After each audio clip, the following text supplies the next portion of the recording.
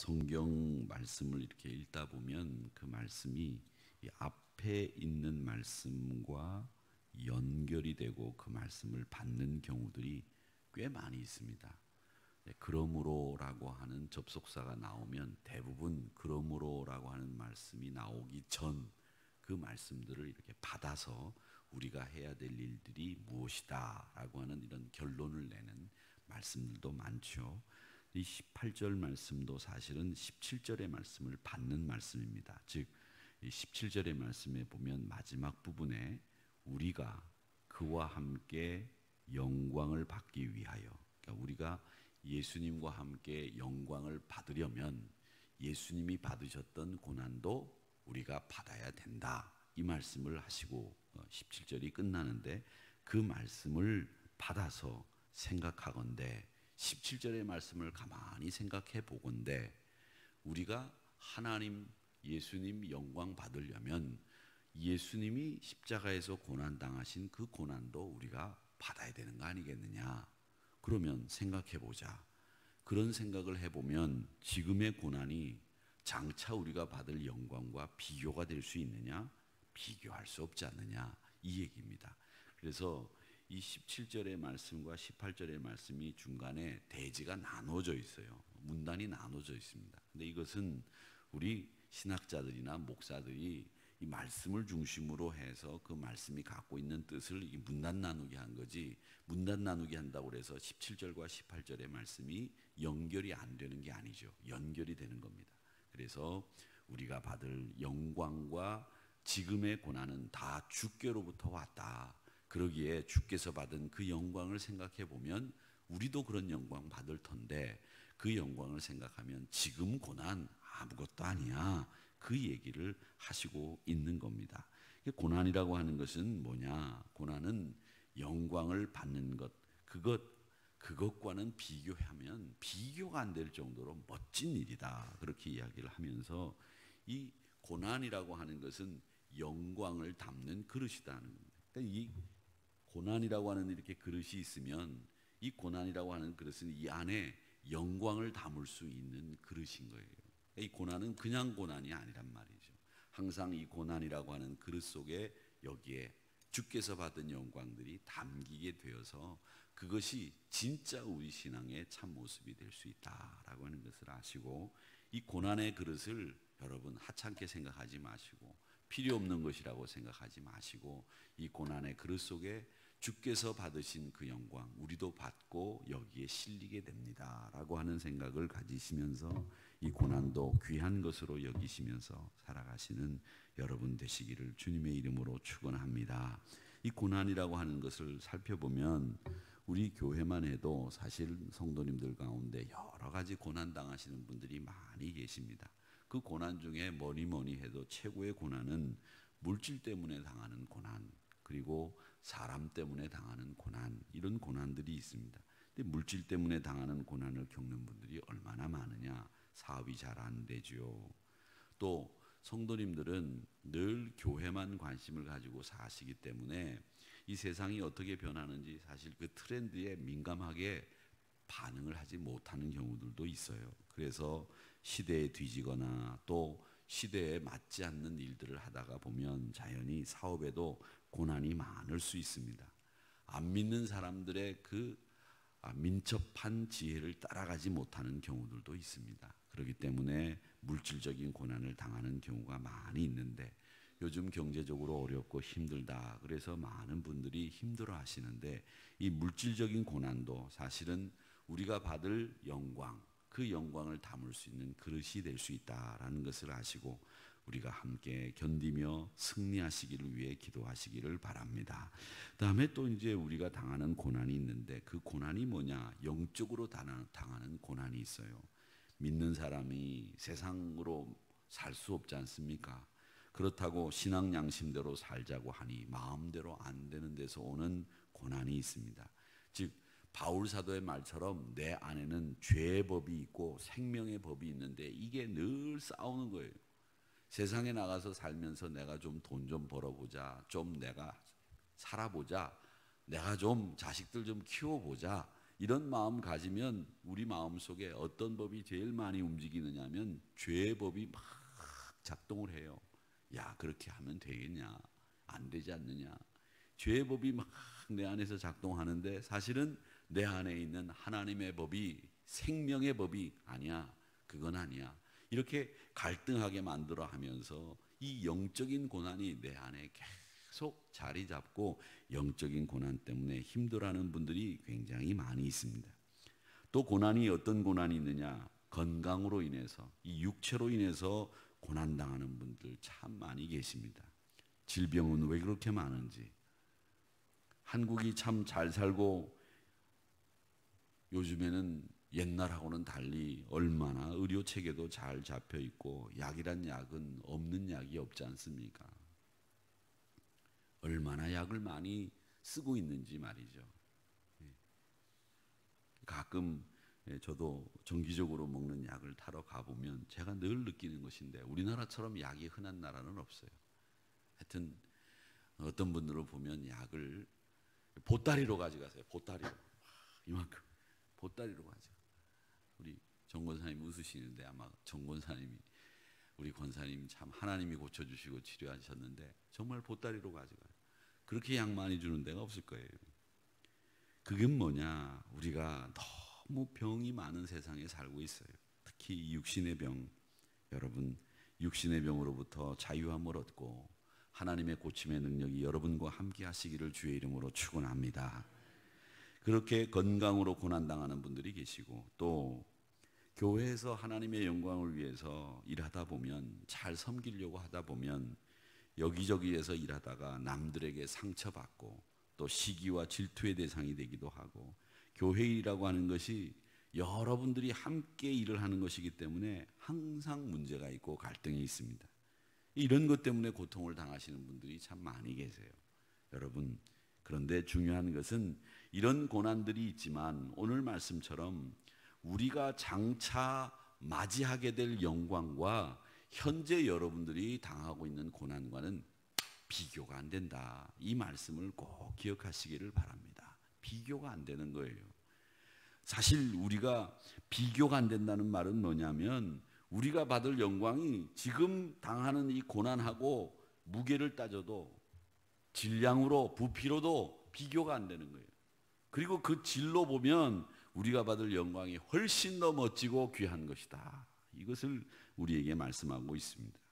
성경에서 가장 많은 고난을 당한 사람, 그렇게 얘기하면 욥을 꼽죠. 욥을 생각해 보십시오. 나중에 욥이 그 모년에 받은 복이 어떤 복을 받았느냐? 그가 처음 받았던 복보다 갑절의 복을 받았다 그랬습니다. 하나님이 주시는 복도 비교를 해보면 나중에 받는 복이 처음 받은 복보다 갑절로 2배 이상 많은 복을 받았다. 그런 이야기를 하고 있습니다. 근데 그건 이 땅에서 받는 것만 계수를 했을 때에 욥이 모년에 받은 복이 2배예요. 그런데 우리는 하나님 나라에서 받는 복까지 합치면 그건 비교가 안 된다는 얘기예요. 사랑하는 성도 여러분, 솔직히 욥이 뭐 인간적으로 말하면 뭐 그렇게 대단한 사람입니까? 대단한 사람이라고 하는 말은 딱 한 가지밖에 없잖아요. 동방의 의인. 그 말밖에 없잖아요. 그리고 그 사람이 뭐 사회적으로 봉사를 했다는 기록이 있습니까? 아니면 뭐 높은 자리에 올라가기를 했습니까? 아니면 우리에게 귀감이 되는 신앙적인 행동을 한 게 있습니까?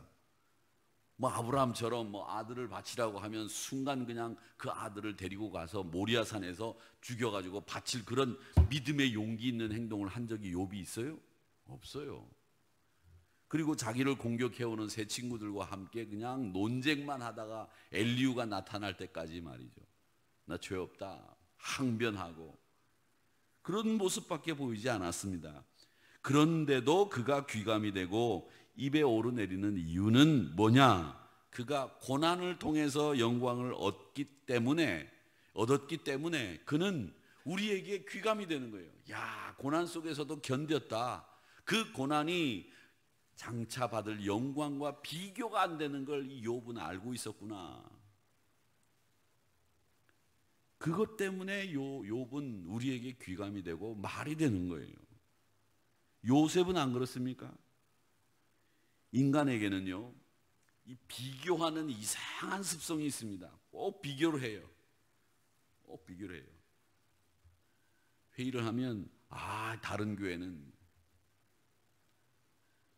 집에서도 아이들을 야단칠 때 옆집 철이는 말이야, 부부싸움을 할 때도 옆집에 있는 그 여자는 말이야, 누구 마누라는 말이야, 꼭 비교를 해요. 여러분, 이 비교의식은 제가 늘 말씀드리지만 사탄이 주는 마음이에요. 비교할 거 없어요. 세상 사람들과 비교하면 우리는 유혹당합니다. 그런데 비교할 게 있어요. 딱 하나, 이 세상에서 비교할 거 하나. 그건 뭐냐? 현재 우리가 당하는 고난과 내가 앞으로 장차 받을 영광, 요건 비교해 볼 필요가 있어요. 다른 건 비교하지 마세요. 뭐 비교할 게 있어요? 그 사람은 그 사람이고 뭘 비교해요? 내 사람이 제일 좋고, 내 교회가 제일 좋고, 내 구역이 제일 좋고, 내 여전도회가, 내 남전도회가 제일 좋은 거지. 그런데 우리가 하나 비교할 게 있는데, 그 비교가 뭐냐? 우리가 지금 당하는 고난과 예수님이 받으셨던 것처럼 장차 우리가 받을 영광, 그거를 우리는 하나만 비교해 보자 하는 거예요. 고난과 영광을 비교할 때 비교가 안 된다는 겁니다. 19절 말씀해 보세요. 피조물이 고대하는 바, 하나님이 만드신 이 세상이 다 고대하는 게 있는데 그게 뭐냐? 하나님의 아들들이 나타나는 것이니, 이렇게 이야기를 합니다. 이게 참 또 난해한 구절인데, 하나님의 아들들 복수로 되어 있습니다. 우리 성도들이 나타남을 기다린다는 거예요. 여러분, 뭘 나타나는 걸 기다리느냐? 그 나타난다고 하는 것은 뭐냐? 하나님의 영광이 나타나는 그 순간을 기다리는데, 그게 뭐냐 하면 우리 하나님이 온 우주를 회복시키는 그날을 기다린다는 말이에요. 그 옛날 에덴 동산을 만들어 놓고 아담과 하와가 죄를 짓기 전에 그 온전한 자연계의 모든 질서를 이제 다시 회복시키는 그날을 우리는 기다린다. 그래서 자연에도 힘든 게 있고 자연을 보더라도 어려운 게 있다는 겁니다. 근데 그런 고난이 뭐 때문에 우리에게 찾아오느냐, 이걸 얘기를 하고 계세요. 뭐 때문에? 여기 말씀해 보면 이렇게 얘기를 하고 있습니다. 뭐 때문에 우리에게 이렇게 우리 고난을 주시느냐? 그 고난을 주시는 이유는 딱 한 가지입니다. 뭐라고 말씀하시느냐? 보세요. 자, 21절의 말씀에 보면 그 바라는 것은 피조물도 썩어짐의 종로로 탄 데서 해방돼요. 우리가 썩어지는 데서 종로로 타면 안 된다는 거예요. 하나님의 자녀들의 영광의 자유에 이르게 하시기 위해서 우리로 이제 고난도 주시고 고통도 주신다라고 하는 겁니다. 그러니까 우리는 소망으로 구원을 얻었기 때문에 보이는 소망이 진짜 소망이 아닙니다. 보이지 않는 소망이 진짜 소망이기 때문에 보지 못하는 것들을 바라는 것이 있기 때문에 우리는 참고 기다립니다. 이 얘기를 하시는 거예요. 사랑하는 성도 여러분, 그렇기 때문에 이 현재의 고난은 하나님의 훈련이고 우리 죄 때문일 수도 있고 뭐 여러 가지 이유가 있겠지만, 이 결국은 뭐냐면 하나님이 우리로 하여금 깨닫게 하셔서, 뭘 깨닫게 하시느냐? 내가 받을 영광, 그게 얼마나 크고 놀라운지를 깨닫게 하시기 위해서 지금 우리에게 고난 주시고 고통 주시고, 그 깨닫는 게 뭐냐? 결국 하나님의 사랑을 깨닫게 만드시기 위해서 우리에게 그런 고난 주신다라는 겁니다.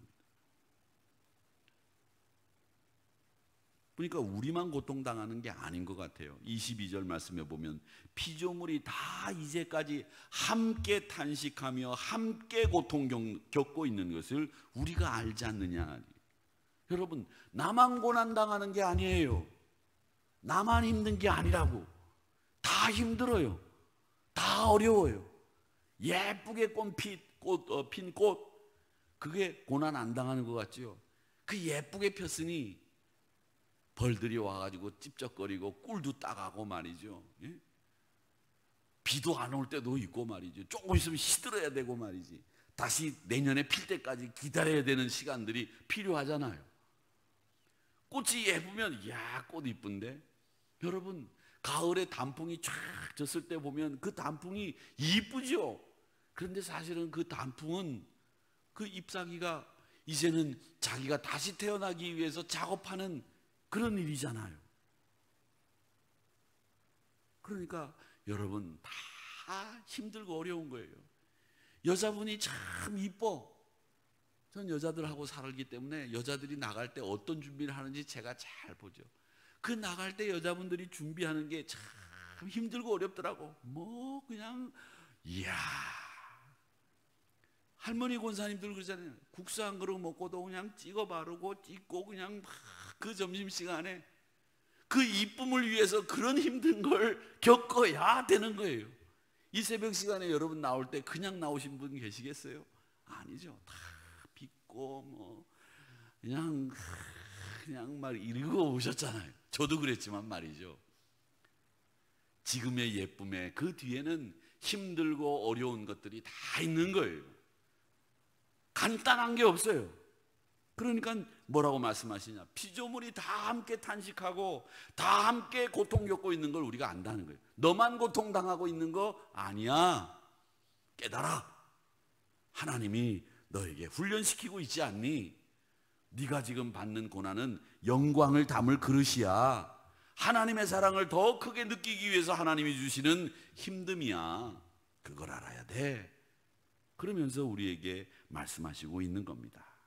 현재의 고난, 그것을 여러분 그냥 하찮은 것으로 여기고 힘든 것으로만 여기지 마시고 그것이 우리에게는 정말 고난의 영광을, 고난 속에서 담는 영광을 담는 그릇이 되기를 소망하면서 오늘 하루도 여러분 승리하시기를 축원합니다. 물러가라, 물러가라. 그렇게 말씀하시면서 오늘도 감사의 찬송의 입술이 되시고 여러분의 심령에는 기쁨이 가득 차시고 여러분 신앙생활의 발에는 힘이 생기시는 오늘 하루가 되시기를 주님의 이름으로 축원합니다. 아버지 하나님,